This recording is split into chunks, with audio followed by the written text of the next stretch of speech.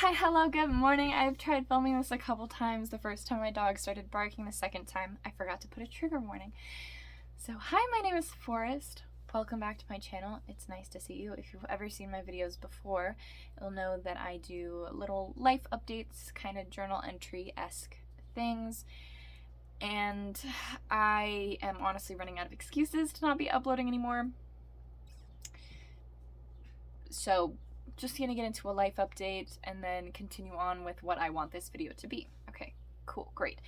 First things first, a trigger warning because we'll have mentions of suicide, self-harm, eating disorders. Oh, YouTube doesn't like that word, do they? Well, that's fine, it's whatever. So yes, mentions of those things. Don't think there will be anything else, but if I find myself talking about it, I'll put it up anyway. Okay, cool. So starting off with the update. In February and March, I was in a different state for some mental health treatment. And I did go willingly, of course. I was there for about 31 days. And the reason I went is because I had a pretty horrible suicide attempt back in November. It's been a little over 6 months now, I think. I don't know, I don't do math quickly. So 6 or 7 months, something like that. Since that had happened. And it took me a while to find a facility that I actually liked and a place that I was genuinely looking at and enjoying the look of. I won't talk too much about things that happened while I was there because I mean most people probably wouldn't even share their experience of going, but I truly enjoyed it and it helped an incredible amount. I finally got properly diagnosed with multiple things and I got properly medicated. And I just sort of kept going through. I'm still going through a lot, I guess you could say. I created a lot of really positive habits while I was there, a lot of meditation, a lot of stretching, a lot of journaling, a lot of journaling. So, and I made a lot of really great friends while I was there as well. I also made a few enemies, but that's fine, because I'm never gonna see them again. So, overall, a very positive experience, and I'm really grateful that I did get to go and have that experience. While I was there, I did realize that my depression and BPD were getting better, which was great because for most of my life I've been misdiagnosed with just severe depression and anxiety to PTSD, and that's why I have some BPD symptoms to then being diagnosed with bipolar, but I always sort of knew that I wasn't bipolar, and that's what I was diagnosed with when I was in the psych ward after my attempt, and it just didn't feel right.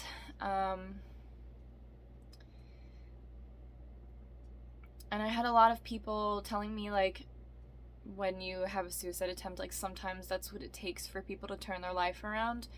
And I'm sorry if that's you, I'm sorry if it reaches that point and that's what makes you feel the need to turn your life around, because sometimes it's, you're not that lucky. And if you do need professional help, I'm gonna put links down in my description for just different resources, because it's really fucking hard to exist, especially now. The whole state of our country, I guess. And this is being filmed after the Roe v. Wade situation, so I'm just that's kind of where I'm coming from. Okay, anyways, I did realize while I was there that my eating disorder was getting a lot worse, and I know I've had disordered eating for most of my life. I think it started back in the 3rd grade, which is really like horrible to think about, being that young and treating myself the way that I did, but I did, and there's nothing I can do. It happened, and it's fine. It's not okay, but it's fine that it happened, right? Right, okay. So while I was in treatment, my eating disorder was getting worse, and so they started the transfer process to an eating disorder facility back home. And when I got back home, I did not follow through with the eating disorder treatment. For a very long time, I was told by friends, by people I knew who had eating disorders in the past, or, were in a better spot with their eating disorder, tell me that it sounds like I do have an eating disorder, but I never thought I was sick enough. And if you have an eating disorder or a sneaking suspicion that you could possibly have an eating disorder, I do recommend that you seek professional help. I have a therapist, had one at the time, who did specialize in eating disorders, and that's why I am more comfortable with my decision to not go to eating disorder treatment. And I didn't follow through with it because I was in a facility for 31 days. I didn't want to be in a facility any longer. And it was nice hearing that I do have an eating disorder. It was very validating, but at the same time, it caused my brain to sort of think that I should get worse physically because I'm not thin enough or sick enough to have an eating disorder, even though that's not how that works, and I would never say that to somebody else. Just standards that I hold for my own self, which is horrible, I know. So for a couple months I was dealing with a lot of family and people from treatment centers sort of pressuring me into continuing with an eating disorder treatment program. And I know myself well enough to know when I won't follow through with something, and that was something I knew I was not going to follow through with. I may eventually. I'm at a pretty good spot with it at the moment, so that's good. I am also no longer medicated, and I know what you're thinking. That is a horrible idea, Forrest. Why would you do that? Why would you not be medicated without, professional opinions and sort of, the sign-off from a professional? And the answer is pretty simple. When I got back, I was pretty consistent with my meds, but then when I realized that I no longer had a schedule and I no longer had any sort of stability in my life and consistency within my days, I would forget to take my medication, and then I would take it and I would feel horrible because I would have, been withdrawing and then being put back on it by myself. And even though I had a psychiatrist, it was just not consistent enough for me, and maybe at some point I will feel comfortable being back on medication. And I know that it's kind of crucial for people who do have BPD to be on medication, but it became more dangerous to have medication in my apartment than it is to not have medication in my apartment. So I did have some relatively disturbing self-harm acts with the medications that I had.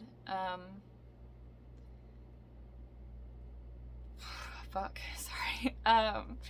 And I trust myself a lot more because it's been a consistent thing. It's been a form of self-harm that I've used for the past 7 years of my life. I have never been able to consistently stay on a medication. I've never felt validated with how I feel when I'm on medication. I've had a lot of doctors tell me that they can't give me anything else because what I'm on currently is the only option, when that is in no way truthful whatsoever, and if your doctor is telling you that, I highly recommend that you go see somebody else, because like most of the time there is something else. There's thousands of medications out there, and even though pretty much all of them are like still experimental in a sense, it's still like really important to be on them. So don't be me unless you can agree that your self-harm urges are stronger than your need to be medicated, which is how I felt. Haven't self-harmed in a while, since I had my partner take them away from me, all of my everything, pretty much.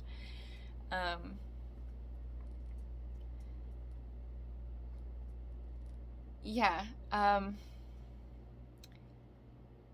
And a couple weeks ago, I lost somebody very close to me, so every time I thought I was making progress with something, it felt like something else was getting in the way, and I hate it a lot. I'm sorry if I start crying. It's still, like, 2 weeks is still super fucking fresh. And I am still grieving, and it doesn't feel real. And if you follow me on Instagram, then you'll know. And if you're friends with me on Facebook, then you'll know. And if you are friends with me on Facebook, why? That's weird. But yes. But if you're here from my TikTok or my Twitter, which I don't actually have, so I'm lying to you. If you're here from my TikTok, you won't know everything. And if you're one of my personal friends, then you will. So, still dealing with that. And everybody in my life is still grieving, and most of them don't want to publicize it and don't see the need to do so. This is just how I cope, is with sharing my experiences and hoping that other people can relate, so they know that they're not alone in these feelings. Like, I hope that makes sense. I think it does.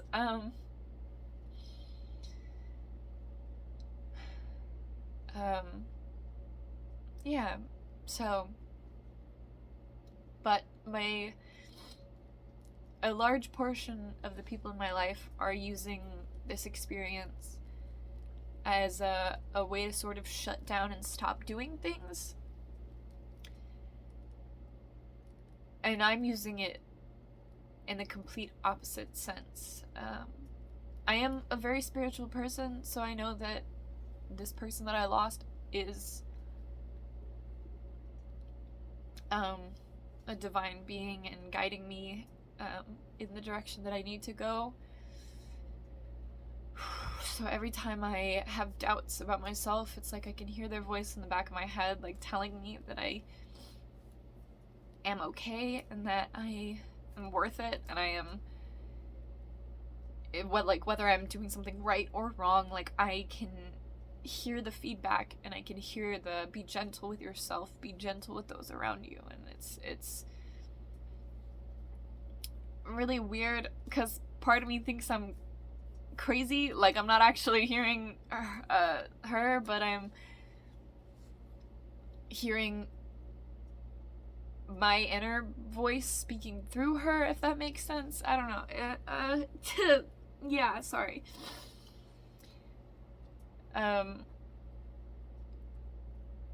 Overall, it sucks, but I am trying to use it as a transformative thing for myself, because it's what I need to do better, and not just for myself, but for those around me. And I need to be able to surround myself with those who are highly important to me, and those who are positive and have the same amount of like motivation that I have towards similar goals, or just goals in general. Like, I don't know, it's kind of weird, but just like like-minded people, I guess, that I am trying to surround myself with. And then comes the whole state of our country. I do live in Texas, so abortions have been banned, which is horrible, but I will do as much as I possibly can to stand up for what I believe in. I do think the state of our world may get a bit violent because it's not just going to be those who have a uterus, it's going to be the LGBTQIA plus community, which I consider myself a part of, and it's people of color. It's horrible. It's like it feels like it's turning into genocide, and I hate it. And I know that a lot of other people hate it too. And if you have a differing opinion and you can't stand to hear about it,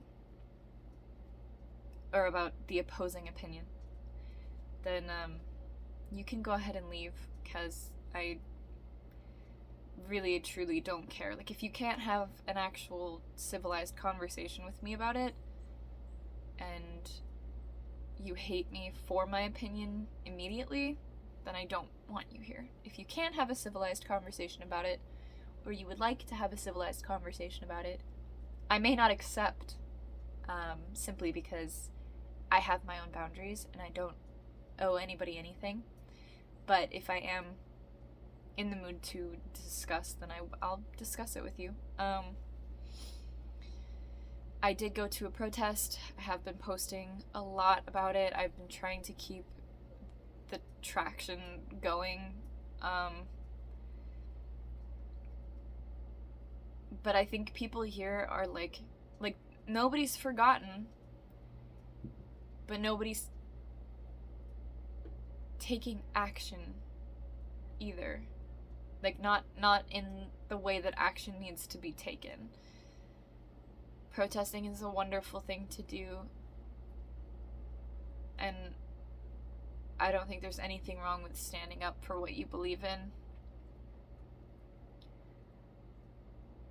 But here we had a very large protest, and the next day we had a slightly smaller protest, and then the day after that, people just stopped. Like there are still some people protesting, don't get me wrong, people are doing things, but it's not enough. And it sucks. And on another note, if you're a member of the Satanic Temple, which I am, for religious purposes, and they do align very well with what I believe in. I don't consider myself a Satanist in entirety, but it's always nice to have a community of people that you do agree with, and do align yourself with. But they cannot protect you.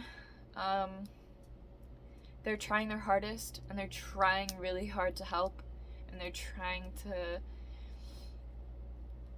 gain awareness and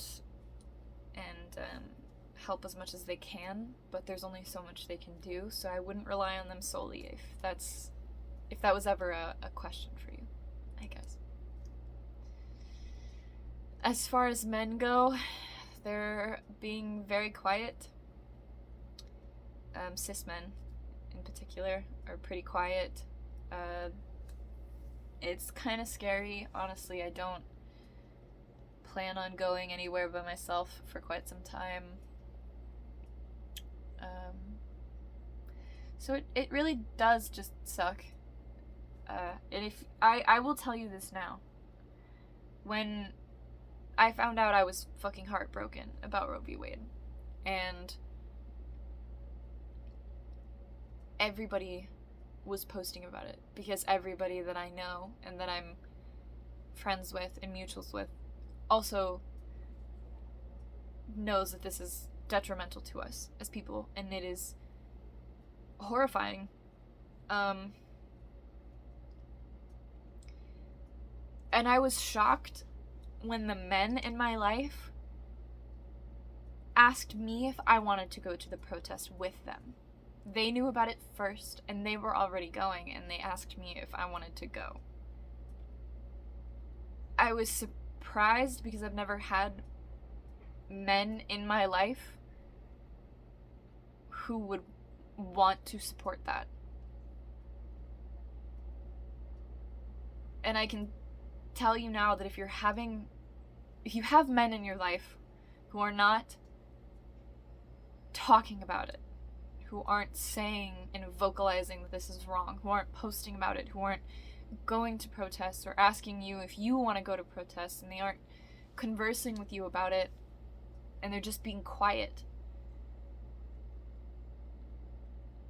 you deserve better men in your life. I truly, genuinely believe that. And of course, if you have like a completely differing opinion and y'all are talking about that, then good for you, okay? That's your choice. There's nothing, I'm not gonna try and change your mind. That's not what I'm here for. But if you have the same opinion that I have, which is being pro-choice, and the people around you are staying silent, they're staying silent for a reason. And it's heartbreaking. It is.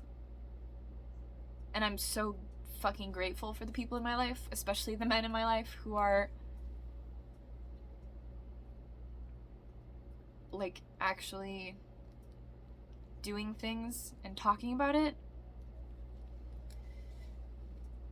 And that's just, I don't know. I mean, maybe some, I mean, I know some men are, sorry, my thoughts are getting all jumbled. I know that some men aren't the types to get involved. But there is no reason to not be involved. There's just like no excuses at this point. So if they care about you and they love you, and they care about not just women's rights, but anybody who has a uterus, your rights, then they will vocalize it, they will fight with you, and that's what you deserve. That's all I can really say about that. I was originally gonna make this video like something completely different, but I didn't realize how much there was I had to say, so I will just post this on its own. And I know that some of you do enjoy me talking like this, and some of you probably hate it, and that's totally fine. And I am losing light, but that is all I have to say for now. I will be posting more frequently. I can't promise you, but I can promise that I will try, because throughout this time I have started making videos and then stopped and just deleted the entire project because it doesn't feel right, or there's not enough being done, or I just fall straight back into a depressive episode. And I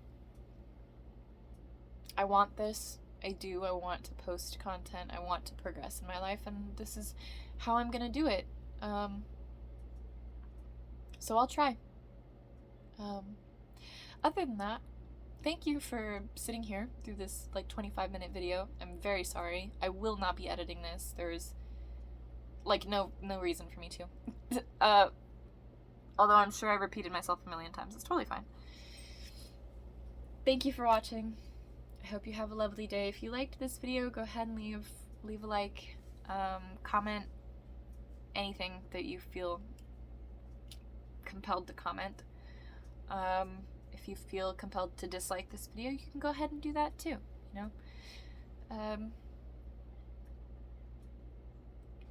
I guess just subscribe if you want. I don't know. I don't care. Oh, mister. Sorry. Yeah, I'll see you next time.